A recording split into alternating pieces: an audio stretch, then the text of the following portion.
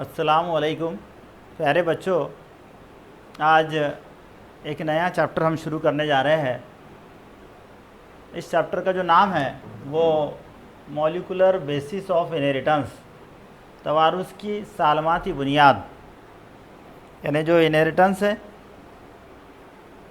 जो खुसूसियात एक नस्ल से दूसरी नस्ल में मुंतकिल होती है, तो उसकी मॉलिक्यूलर बेसिस यानी सालमाती बुनियाद क्या है, ये इस चैप्टर में हमको पढ़ना है।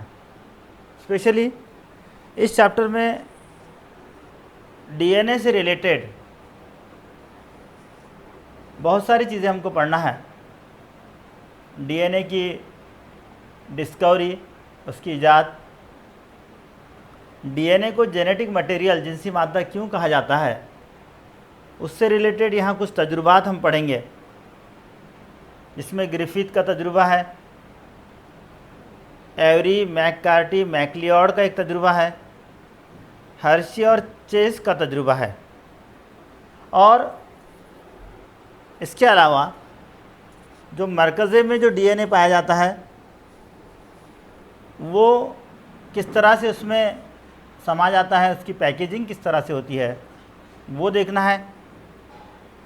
न्यूक्लियोसोम की साख्त उसे पढ़ना है। डीएनए के स्ट्रक्चर को पढ़ना है मुख्तसर, क्योंकि ऑलरेडी इसको हम पहले पढ़ चुके हैं। डीएनए के दोहरा होने के अमल को पढ़ना है। मुख्तलिफ़ किस्म के आरएनए को पढ़ना है। प्रोटीन के तालीफ़ को पढ़ना है। ये सारी चीज़ें इस चैप्टर में आएगी। इस चैप्टर के इब्तिदाई हिस्से में हमको ये डीएनए की डिस्कवरी, इसके बारे में हमको मालूम करना है। हमको एक बात पता है कि आज इसके बारे में बहुत कुछ हमको पता है। उसका स्ट्रक्चर किस तरह से है, उसमें कौन से कीमियाई मादे हैं, आगे जाकर डिटेल इसको हम पढ़ेंगे। और इसको जेनेटिक मटेरियल जिनसी मादा क्यों कहा जाता है, ये सब चीज़ें। लेकिन इब्तिदा में ये जो डीएनए है, इसकी इजाद कैसे हुई, कैसे ये मालूम पड़ा कि जो मरकज़ है खलियात का और उसमें जो क्रोमोसोम्स है, उस क्रोमोसोम में डीएनए एक इम्पॉर्टेंट, एक अहम केमिकल कीमिया मादा है और वो खुसूसियात को मुंतकिल करने वाला कीमिया मादा है। ये सब चीज़ों को, ये तमाम एक्सपेरिमेंट जब हम पढ़ेंगे तो हमको बिल्कुल वाज़ेह हो जाएगा कि डीएनए को जिनसी मादा क्यों कहा जाता है। पहले इस डीएनए की डिस्कवरी में कुछ बातें आपको याद रखना है कि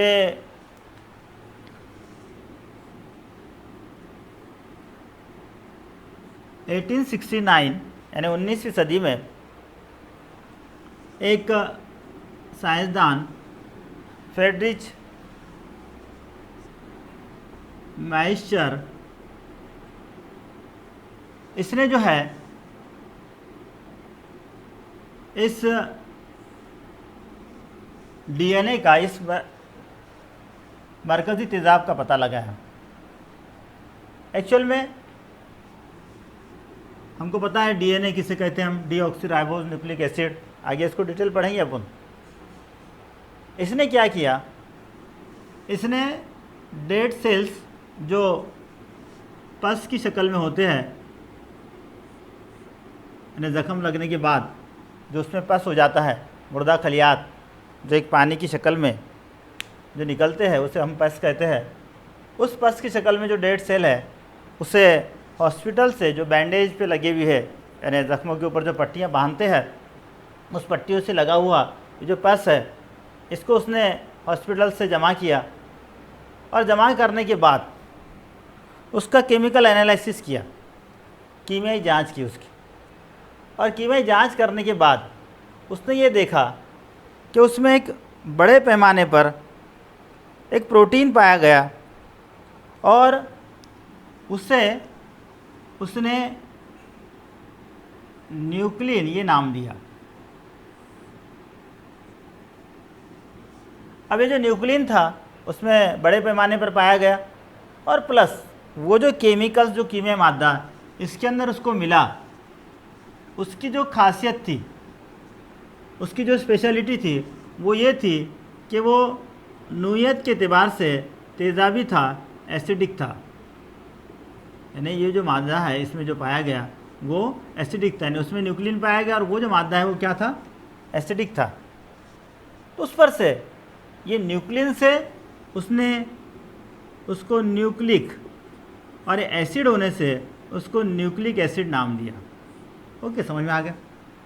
अब जब ये न्यूक्लिक एसिड उसको मिल गया तो उसने देखा कि ये दो तरह के हैं उसमें, और फिर इसी वजह से उसमें इसके दो नाम सामने आए, एक डीएनए और दूसरा RNA, diauxie ribose nucleic acid और राइबोज न्यूक्लिक एसिड। इसको डिटेल में आगे हम पढ़ेंगे। डीऑक्सी राइबोज न्यूक्लिक एसिड और राइबोज न्यूक्लिक एसिड। तो इसको डीऑक्सी राइबोज न्यूक्लिक क्यों कहा जाता है और उसको राइबोज न्यूक्लिक एसिड क्यों कहा जाता है, ये डिटेल में जब इसका स्ट्रक्चर पढ़ेंगे इसके बाद के लेक्चर में तो इंशाल्लाह उसको अपन डिटेल में पढ़ेंगे। तो यहाँ ये चीज़ वाज़ेह हो गई कि मरकज़े में खलिए के ये न्यूक्लियन नाम का एक प्रोटीन है, और वो जो माया जिसके साथ मतलब डीएनए जिससे बना है वो एसिडिक है, तेज़ाबी है, और इसीलिए इसको दूसरी एक चीज़ इसके पीछे ये भी है इसको कि ये मरकज़े में पाया जाता है, इसलिए इसको न्यूक्लिक एसिड कहते हैं, और क्योंकि तेज़ाबी खासियत रखता है तो इसलिए इसको न्यूक्लिक एसिड कहा गया ये दोनों को, यानी ये दोनों मिलाकर ये न्यूक्लिक एसिड हुए, एक डीएनए है और दूसरा आरएनए। इसको डीएनए क्यों कहा गया, इसको आरएनए क्यों कहा गया, जब इसका स्ट्रक्चर हम पढ़ेंगे तो डिटेल में आपके सामने वो वाज़ेह हो जाएगा। तो चलिए यहाँ हमको ये बात पता चली कि ये न्यूक्लिक एसिड, ये मरकज़ी तेज़ाब कैसे पता चले और इसकी क्या मुख्तसरन क्या हिस्ट्री है, ये हमको पता चला। इसमें याद रखो ये एक फ्रेडरिक मिक्सचर, एक साइंसदान का नाम 1869, ये ईयर याद रखो। पस में उसने ये तजुर्बा किया, उसको कलेक्ट किया और उसमें न्यूक्लियन नाम का प्रोटीन मिला। ये तेज़ाबी खासियत रखने वाला मादा है, मरकज़े में पाया जाता है, इसलिए इसको न्यूक्लिक एसिड नाम दिया गया। और ये दो तरह के हैं, एक डीएनए और दूसरा आरएनए। तो चलिए अब क्या हुआ देखिए, उससे पहले कुछ बातें समझ लीजिए। ये जो डीएनए है, चलिए हमको यहाँ तो पता चला कि डीएनए है, लेकिन ये डीएनए जो बना है, आगे इसके स्ट्रक्चर में डिटेल हम इसको पढ़ेंगे तो हमको ये बात पता चलेगी कि ये जो डीएनए है, इस डीएनए में दो चीज़ें हैं।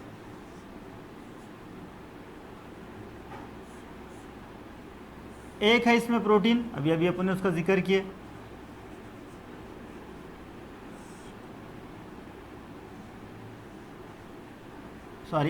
क्रोमोसोम में दो चीज़ें हैं, एक है प्रोटीन और दूसरा है डीएनए। ठीक है, अब हमको ये बात पता थी कि क्रोमोसोम के ज़रिए खुसूसियात मुंतकिल होती है, यानी एक नस्ल से जो है, यानी पेरेंट्स से ऑफस्प्रिंग में, मोरूस से मौलूद जिसे कहते हैं, वालिदैन से औलाद जिसे हम कहेंगे आम ज़ुबान में, तो ये खुसूसियात जो मुंतकिल होती है उसका जो ज़रिया है ये डीएनए है। ठीक है, तो ये डीएनए जिनसी मादा है, ये साबित कैसे हुआ, इसके लिए ये तमाम तजुर्बात को हमको पढ़ना है, उसको देखना है। तो क्रोमोसोम में दो चीज़ें थी, एक प्रोटीन, दूसरा डीएनए, मतलब दो चीज़ें हैं। अब ये जो प्रोटीन है, ये प्रोटीन, इसमें डिफरेंट टाइप्स के प्रोटीन हैं और उसको हिस्टोन प्रोटीन ऐसा नाम दिया गया।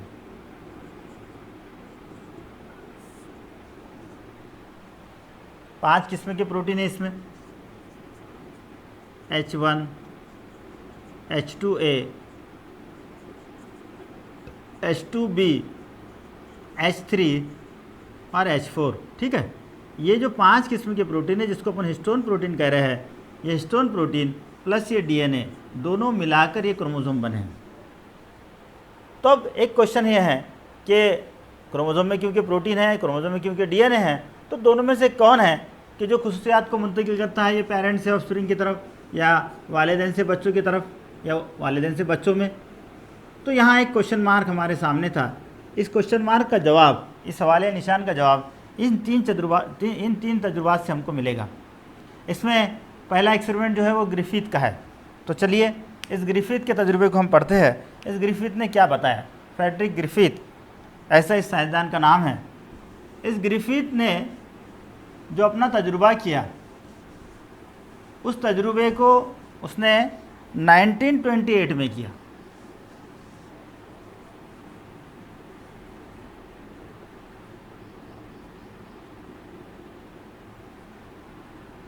ओके, अब इसका जो तजुर्बा है वो किस तरह का है, इसको एक्सपेरिमेंट ऑफ ट्रांसफॉर्मेशन या ग्रिफिथ एक्सपेरिमेंट ऐसा भी कहा गया, एक्सपेरिमेंट ऑफ ट्रांसफॉर्मेशन।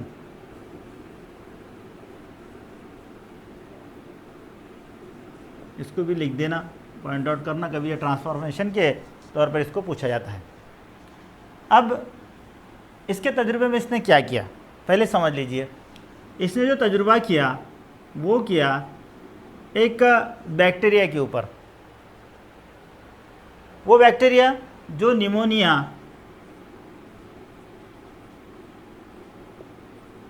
इस बीमारी को पैदा करने के लिए, इस बीमारी को लाहक करने के लिए जिम्मेदार है, और उस बैक्टीरिया का नाम है डिप्लोकोकस निमोनिई। याद रखिए, ये जो डिप्लोकोकस निमोनिई ये जो बैक्टीरिया है, ये डिप्लोकोकस निमोनिई ये बैक्टीरिया इस बीमारी के लिए ज़िम्मेदार है, यानी निमोनिया के लिए ज़िम्मेदार है। इस बैक्टीरिया की दो किस्में हैं। एक बैक्टीरिया को आर स्टेन बैक्टीरिया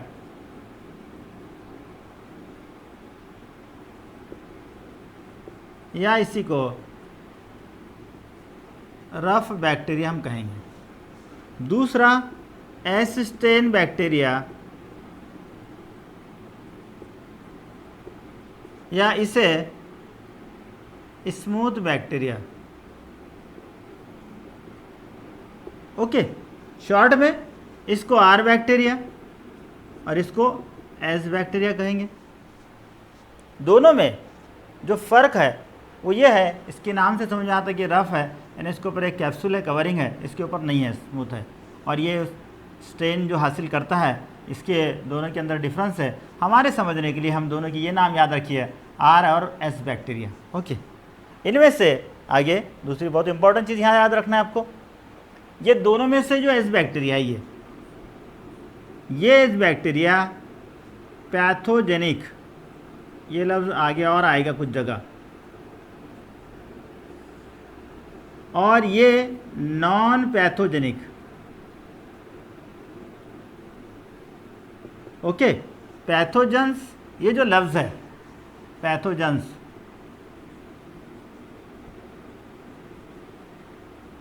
जरासीम्स के लिए लफ्ज़ इस्तेमाल होता है, याद रखिए। तो यहाँ हमको याद रखना है कि जो एस बैक्टीरिया है ये पैथोजेनिक है, इसको हम ये कहेंगे कि बीमारी पैदा करने वाला बैक्टीरिया है। पैथोजेनिक यहाँ जब लफ्ज़ आएगा याद रखिए, जिसके ज़रिए बीमारी लाहक होती है, जिसके ज़रिए बीमारी होती है। और नॉन पैथोजेनिक मतलब वो बीमारी पैदा नहीं करता है। तो आर बैक्टीरिया इस निमोनिया की बीमारी के लिए ज़िम्मेदार नहीं है, एस बैक्टीरिया उसके लिए ज़िम्मेदार है। मतलब एस बैक्टीरिया पैथोजेनिक है, ऐसा हमको याद रखना है। ये दो वर्ड्स याद रखिए, पैथोजेनिक और नॉन पैथोजेनिक। अब यहाँ समझ में आ गया कि एस बैक्टीरिया पैथोजेनिक है और आर बैक्टीरिया नॉन पैथोजेनिक है। फिर अब इस ग्रिफिथ ने क्या किया, ग्रिफिथ ने जो है अपने तजुर्बे में सबसे पहले इस आर बैक्टीरिया को लिया, इसको एक हेल्दी माइस, एक सेहतमंद चूहे के जिस्म में दाखिल कर दिया। बहुत सिंपल चीज़ है कि ये जो बैक्टीरिया है ये बैक्टीरिया नॉन पैथोजेनिक है। जब ये बीमारी पैदा नहीं करते हैं तो इस चूहे के ऊपर कोई इफ़ेक्ट नहीं हुआ, नो इफ़ेक्ट, कोई असर नहीं हुआ, और वो एज इट इज़ सेहतमंद बाकी रह गया, ज़िंदा रह गया। यानी क्या किया, आर बैक्टीरिया को लिया, एक हेल्दी माइस की बॉडी में उसको दाखिल कर दिया। ये दाखिल करने के बाद देखा, उसका मुशाहिदा किया, उस पर कोई असर नहीं हुआ, वो क्योंकि आर बैक्टीरिया नॉन पैथोजेनिक है। फिर उसने दूसरे तजुर्बे में, ये पहला एक्सपेरिमेंट हुआ उसका, दूसरे एक्सपेरिमेंट में क्या किया, स्मूथ बैक्टीरिया को लिया, और ये स्मूथ बैक्टीरिया को उसने एक हेल्दी माइस, एक सेहतमंद चूहे के जिस्म में क्या किया, दाखिल कर दिया, और देखा कि ये जो सेहतमंद माइस था इसको निमोनिया हुआ। और बहुत सिंपल चीज़ है, इसको निमोनिया होने से इसकी डेथ हो गई, ये डाई हो गया। यानी पहले तजुर्बे में आर बैक्टीरिया को इंजेक्ट किया, कोई असर नहीं हुआ। दूसरे तजुर्बे में एस बैक्टीरिया को इंजेक्ट किया, उसकी डेथ हो गई। तीसरे तजुर्बे में उसने क्या किया, ये एस बैक्टीरिया को बॉईल किया, इसको उबाला पहले, और फिर ये सेहतमंद माइस के जिस्म में उसको दाखिल किया, और फिर देखा कि इस पर भी कोई इफ़ेक्ट नहीं हुआ, नो इफ़ेक्ट। यानी पहले तजुर्बे में आर बैक्टीरिया को दाखिल किया, कोई असर नहीं हुआ, दूसरे में एस बैक्टीरिया को दाखिल किया, उसकी डेथ हो गई, तीसरे में एस बैक्टीरिया को बॉईल किया, पहले उबाला उसको, और फिर उसको उसके जिस्म के अंदर दाखिल किया, उस पर कोई असर नहीं हुआ। फोर्थ तजुर्बे में क्या किया उसने, आर बैक्टीरिया को लेकर पहले उसके साथ एस बैक्टीरिया को मिलाया जो बॉइल्ड थे, यानी एस बैक्टीरिया जिनको उबाला गया था, गर्म किया गया था, और उनको जो है ये सेहतमंद चूहे के जिस्म के अंदर दाखिल कर दिया गया। उसने देखा कि उसको निमोनिया हुआ और उसकी डेथ हो गई। ठीक है, और जब उसने इसका ये डेथ हुए माइस का, ये चूहे का जब मुशाहिदा किया तो उसको दोनों बैक्टीरिया मिले, R bacteria plus S bacteria उसकी बॉडी में मिले। इससे ये बात साबित हुई कि ये जो आर बैक्टीरिया है, ये आर बैक्टीरिया एस बैक्टीरिया में ट्रांसफ़र हो गए, उसमें मुंतकिल हुए, और इसीलिए इसने इस तजुर्बे को एक्सपेरिमेंट ऑफ ट्रांसफॉर्मेशन कहा कि जो कैरेक्टरिस्टिक्स से जो खुसूसियात है वो एस बैक्टीरिया के अंदर कैसे मुंतकिल हुए। तो इस तजुर्बे से ये बात साबित हुई, इसीलिए इसको एक्सपेरिमेंट ऑफ ट्रांसफॉर्मेशन कहा गया, और इसी को ग्रिफिथ का एक्सपेरिमेंट, क्योंकि ग्रिफिथ ने इसको बताया। तो यहाँ इसको मुख्तसर, अगर ये आप ये 4 एक्सपेरिमेंट याद रखोगे और इस शुरू का इब्तदाई हिस्सा याद रखें तो इसको लिखना बहुत आसान हो जाएगा। क्या याद रखना है कि ग्रिफिथ ने 1928 में एक तजुर्बा किया जिसको एक्सपेरिमेंट ऑफ ट्रांसफॉर्मेशन कहते हैं। किस चीज़ पे किया, याद रखिए, डिप्लोकोकस निमोनिया नाम का बैक्टीरिया, उसके ऊपर किया, जो निमोनिया इस बीमारी के लिए जिम्मेदार है। उसकी 2 टाइप्स है, एक आर बैक्टीरिया, एक S bacteria. R bacteria non pathogenic है, यानी बीमारी पैदा नहीं करता है, एस बैक्टीरिया बीमारी को पैदा करता है। फिर क्या किया उसने, 4 तजुर्बात किए। पहले एक सेहतमंद चूहे की जिसमें आर बैक्टीरिया को दाखिल किया, कोई असर नहीं हुआ। दूसरे में एस बैक्टीरिया को दाखिल किया, उसकी डेथ हो गई। तीसरे में एस बैक्टीरिया को बॉईल करके उसके बॉडी में दाखिल किया, उस पर कोई असर नहीं हुआ।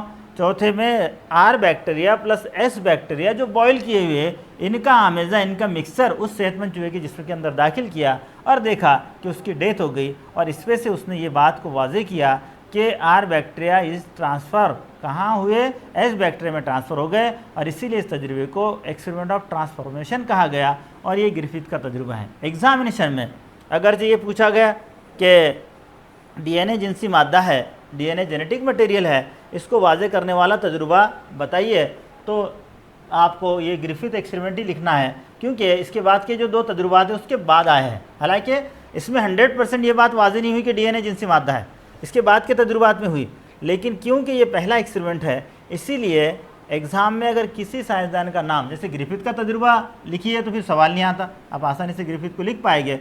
एवरी मैककार्टी मैक्लियोड का लिखना है कहे तो आप वो लिखेंगे, हर्शी और चेस का लिखना है तो वो आप लिखेंगे। लेकिन अगर यहाँ नाम नहीं दिया गया और ऐसा दिया गया, ऐसा सवाल पूछा गया कि जिनसी मादा डीएनए है या डीएनए जिनसी मादा है, इसको वाज़े करने वाला तजुर्बा बयान कीजिए, तो आपको ग्रिफिथ एक्सपेरिमेंट लिखना है, दूसरा कोई ये दोनों में से नहीं लिखना है। तो चलिए ये ग्रिफिथ का एक्सपेरिमेंट, इसको आप लोग याद कर लीजिए, बहुत आसान है, आसानी से आपको याद हो जाएगा। उसके बाद नेक्स्ट एवरी, मैककार्टी और मैक्लियोड, ये तीनों ने मिलकर एक तजुर्बा किया, इसको आप लोग नोट डाउन कर लीजिए। ठीक,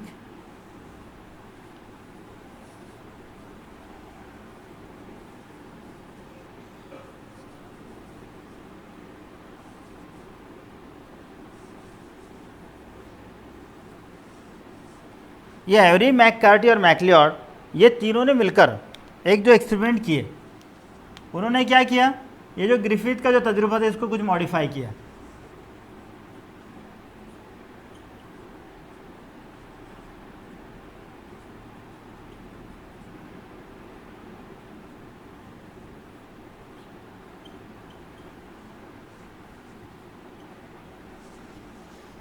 इनका जो तजुर्बा है, इस तजुर्बे में उन्होंने जो ग्रिफिथ ने डिप्लोकोकस निमोनिया का इस्तेमाल किया, उसी का इस्तेमाल किया और थोड़ा सा इसको चेंज किया, थोड़ा सा इसमें तब्दीली की। क्या तब्दीली की उन्होंने ये जो 2 बैक्टीरिया थे, एक R bacteria plus S bacteria, इनमें से ये जो एस बैक्टीरिया है इसमें मौजूद मुख्तलिफ कीमा मादों को अलग किया। कौन से कीमा मादों को अलग किया? उन्होंने उसमें से प्रोटीन को अलग किया, उन्होंने उसमें से आरएनए को अलग किया, उन्होंने उसमें से डीएनए को अलग किया।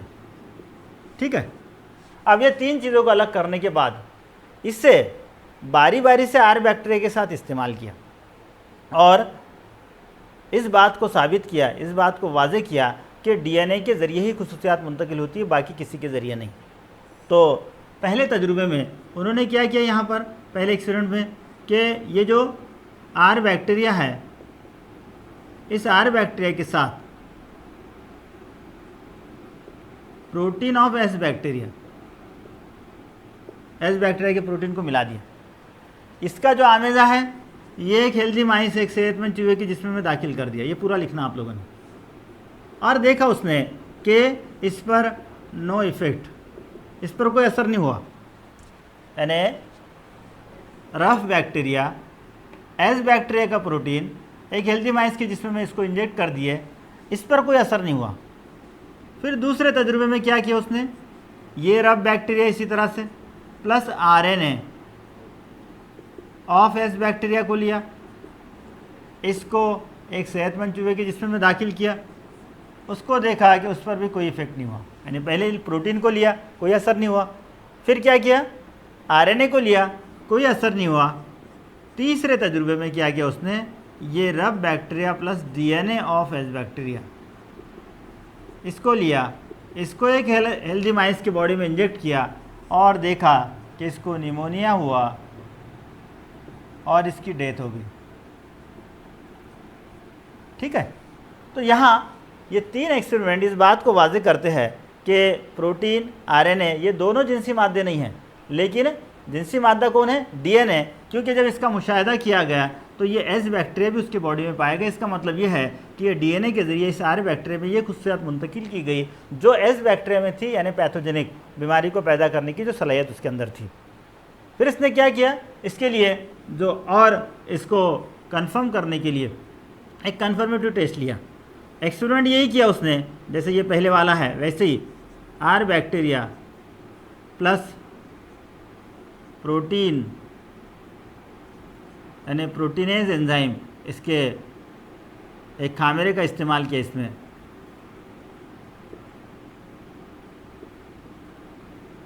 जो इस प्रोटीन को ख़त्म करता है, और इस हेल्दी माइस की बॉडी में इसको दाखिल किया, देखा कि इस पर कोई असर नहीं हुआ। वैसे पहले भी नहीं हुआ था, अब प्रोटीन का असर कम किए फिर भी नहीं हुआ। दूसरे में रफ बैक्टीरिया प्लस आरएनएज, इसका इस्तेमाल किया। जब आरएनएज का इस्तेमाल किया, हेल्दी माइस की बॉडी में दाखिल किया उसको, फिर देखा क्या नो इफेक्ट हुआ। तीसरे में उसने क्या किया, रफ बैक्टीरिया प्लस डीएनएज,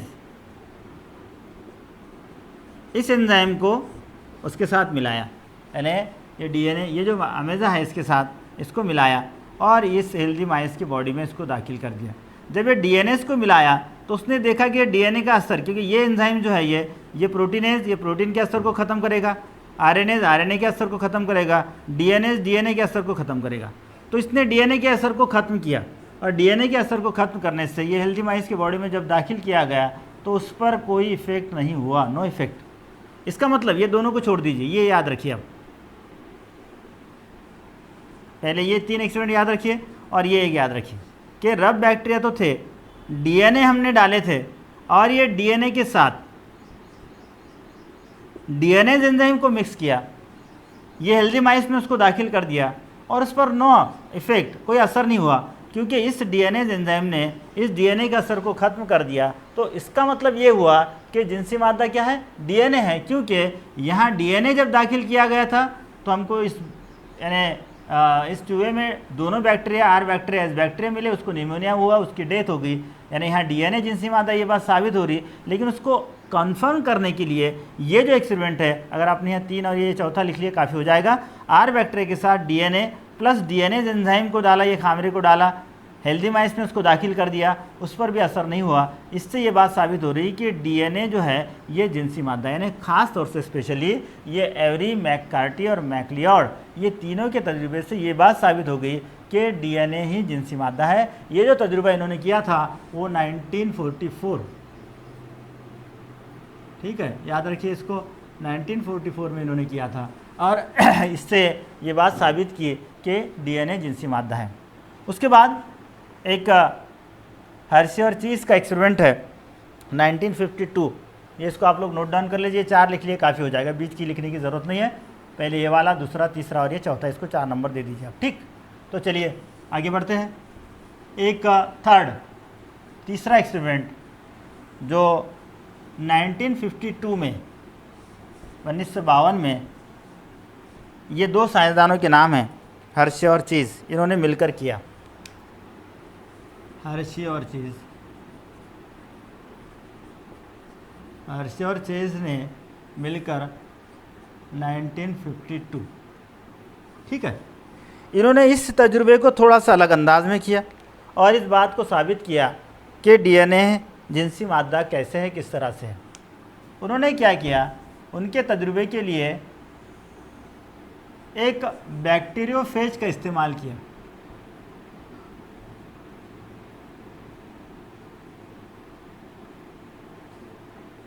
याद रखिए, बैक्टीरियोफेज उस वायरस को कहा जाता है जो बैक्टीरिया में पाए जाते हैं, ठीक है। यानी जब आप वायरस की जमातबंदी, कहीं आपको 8, 9, 10 में कहीं आए होगी, वायरस की जो जमातबंदी है, उस जमातबंदी में जो जिस होस्ट में, जिस मेज़बान में वो पाया जाता है, उसके एतबार से उसको नाम दिए जाते हैं, plant virus, animal virus, bacterial virus इसे कहेंगे, लेकिन उसका एक नाम है, उसको अपन बैक्टीरियोफेज कह रहे हैं। इसका मतलब ये है कि वो वायरस जिसमें क्या वो वायरस जो कहाँ पाया जाता है, बैक्टीरिया में पाया जाता है, ठीक। ये चलिए उसका उन्होंने इस्तेमाल किया और उसका इस्तेमाल करके उन्होंने ये तजुर्बा किए, इस बात को बताने की कोशिश की है कि डीएनए किस तरह से जिनसी मादा है। उन्होंने उसके लिए रेडियो एक्टिव आइसोटोप्स का इस्तेमाल किया। हम यहाँ हमारे समझने के लिए एक 32P फॉस्फोरस और 35S सल्फ़र, ये दोनों का इस्तेमाल किया। समझने के लिए हम ये याद रखते हैं कि 32 लेवल किया हुआ ये फॉस्फोरस, अरे 35 लेवल किया हुआ ये सल्फ़र, ये 2 चीज़ों को याद रखिए, इन दोनों का इस्तेमाल किया। और ये दोनों का इस्तेमाल करने के बाद, क्योंकि जब हम डीएनए का स्ट्रक्चर देखेंगे, जब हम इसको पढ़ेंगे, या आपने इसको इससे पहले कहीं पढ़ा हो, 11th में पढ़ा हो, 10th में पढ़ा हो, 10th में ये डीएनए का स्ट्रक्चर है, उसमें हमको बताया गया डीएनए में 3 केमिकल्स है, 3 कीमे मादे हैं। एक उसमें राइबोस शुगर है, बराबर है। दूसरी चीज़ उसमें फॉस्फोरिक एसिड,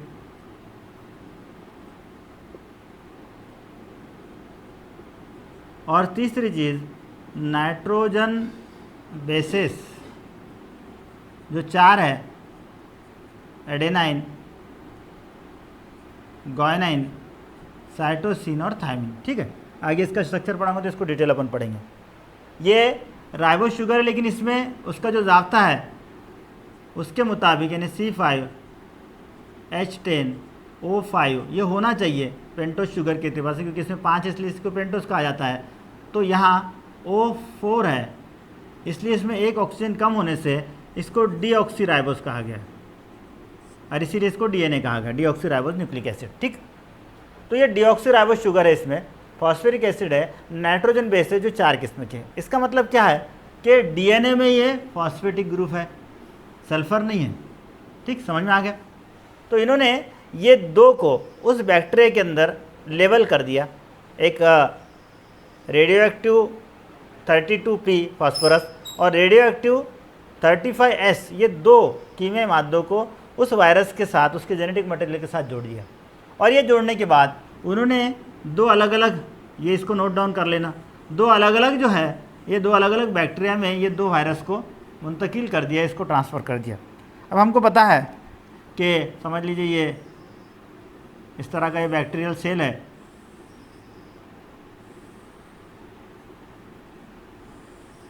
ये एक बैक्टीरियल सेल है, ई कोलाई बैक्टीरिया का इसमें इस्तेमाल किया, इस्टरसा कोलाई, ठीक है। यहाँ पर ये जो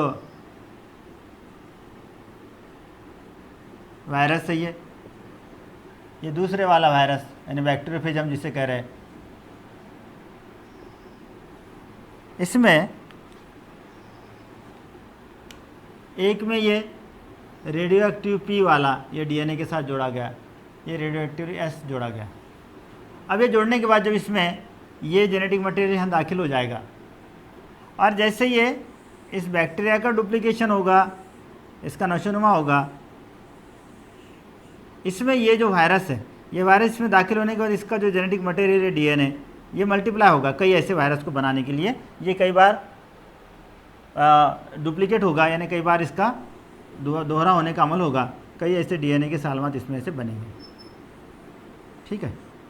और जब ये डीएनए के सालमात बनेंगे और जब इसने इसका मुशाहिदा किया कि ये जो डीएनए, ये जो वायरस दोबारा जो तैयार हुई है इसके अंदर, ये जो वायरस है, इस वायरस में क्योंकि ये एक वायरस यहाँ दाखिल हुआ था, इसमें फिर बहुत सारे ऐसे बन जाएंगे। ये जब इसका असेंबल वगैरह हो जाएगा, एक चैप्टर में इसको पढ़ाएंगे अपन, इसको डिटेल में लाइटिक साइकिल कहा जाता है उसको। तो इस तरह से ये जो वायरस यहाँ बनेंगे, इसमें का इसका जो डीएनए का स्ट्रक्चर है, ये स्ट्रक्चर या इसके जेनेटिक मटेरियल को इस वायरस का जब उन्होंने मुशाहिदा किया तो हमने यहाँ क्या किए थे, इसमें 32P को दाखिल किए थे, यहाँ 35S को दाखिल किए थे, ठीक है, याद रखिए।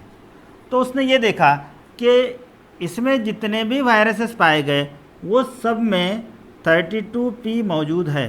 क्या मौजूद है? 32P। लेकिन इनमें कहीं पर भी 35S मौजूद नहीं है। इसका मतलब क्या हुआ? सीधी बात है कि ये फॉस्फोरिक एसिड जो है या फॉस्फोरिक ग्रुप जो है, क्योंकि ये डीएनए का हिस्सा है, इसलिए ये इस डीएनए के साथ यहाँ डुप्लीकेट हुआ, यहाँ दोहरा हुआ, कई गुना बना, और जितने वायरसेस यहाँ पाए गए इन सब में ये 32P पाया गया, यानी 32 फॉस्फोरस पाया गया, ये 30S इसमें नहीं पाया गया, क्योंकि ये जेनेटिक मटेरियल वाला हिस्सा नहीं है, या डीएनए में ये सल्फ़र पाया नहीं जाता। इससे सीधी सीधी बात ये वाज़ेह हुई कि ये जो डीएनए डुप्लीकेट हुआ या जो खुशियात मुंतकिल हुई, यहाँ एक से कई वायरसेस यहाँ बने हैं, तो इसका मतलब ये हुआ कि इसके लिए ज़िम्मेदार फिर कौन है? डीएनए है, ठीक है। तो इस एक्सपेरिमेंट से, इस तजुर्बे से और ये बात मज़ीद वाज़ेह हुई कि जो जिनसी मादा है वो डीएनए है, यानी डीएनए के ज़रिए खुशियात मुंतकिल होती है, ना ही कि प्रोटीन के, क्योंकि हमने क्रोमोसोम में प्रोटीन और डीएनए ये दो कीमिया मादे पाए जाते हैं, ये चीज़ को देखा, और उसमें से जेनेटिक मटेरियल या जिनसी मादा डीएनए है। ये बात इस 3 तजुर्बात से वाज़ेह हुई। ग्रिफिथ, एवरी मैक्लियोड मैककार्टी और हर्शे चेज़, ये तीनों के नाम याद रखिए। पहले का 1928 में, दूसरे का 1944 में, तीसरा जो एक्सपेरिमेंट है 1952 में। पहले में डिप्लोकोकस निमोनिया को लेकर तजुर्बा किया गया, इसको एक्सपेरिमेंट ऑफ ट्रांसफॉर्मेशन कहा गया। इन्होंने उसी को लेकर तजुर्बा किया, लेकिन थोड़ा सा उसमें चेंज करके इस बात को वाज़ेह की कि डीएनए जिनसी मादा है। इन्होंने वही तजुर्बे को बुनियाद बनाकर थोड़ा सा इसकी नोयत को बदल दिया, यहाँ बैक्टीरियोफेज का इस्तेमाल किया और यहाँ पर रेडियो एक्टिव फास्फोरस और रेडियो एक्टिव सल्फ़र, ये दो चीज़ों का इस्तेमाल किया। रेडियो एक्टिव फास्फोरस 32P और रेडियो एक्टिव सल्फ़र 35S, ये दोनों का इस्तेमाल करने के बाद ये दो अलग अलग बैक्टीरिया में इस वायरस के ज़रिए जब इसमें दाखिल किया तो उसने देखा कि जब ये वायरस का डुप्लीकेशन हुआ, कई वायरस बने ये एक से, तो हर एक वायरस में ये 32P फॉस्फोरस पाया गया, ये 35S इसके अंदर नहीं पाया गया। इसका मतलब ये हुआ सीधा सीधा कि ये डीएनए जैसे जैसे डुप्लीकेट होता रहा वैसे उसके साथ ये फॉस्फेट भी डुप्लीकेट होता रहा, और ये इस बात को वाज़ेह करता है कि डीएनए ही खुसूसियात को मुंतकिल करता है या यही जिनसी मादा है। तो ये तमाम तजुर्बात से ये बात वाज़ेह हो गई कि डीएनए जिनसी मादा है। नेक्स्ट पीरियड में इसके बाद का न्यूक्लियोसोम की साख्त है, डीएनए का स्ट्रक्चर है, उसके दोहरा होने का अमल है। इसको इंशाल्लाह हम कंटिन्यू करेंगे। ये सारी चीज़ों को आप नोट डाउन कर लीजिए और अगले लेक्चर के अंदर इसके बाद का इंशाल्लाह हम कंटिन्यू करेंगे। चलिए मिलते हैं नेक्स्ट लेक्चर में। अल्लाह हाफिज़।